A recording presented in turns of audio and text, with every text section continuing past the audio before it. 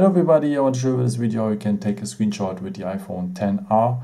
And first of all, we need next to the power button, the volume up button. And if you press these both buttons for the same time, just for short, you will have a screenshot.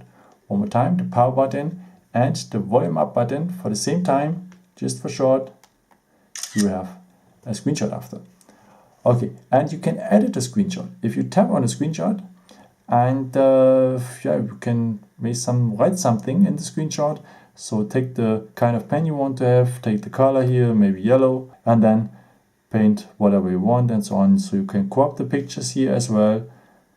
And then if you are ready with, you go on done, go to save to photos, and it is saved to the photos.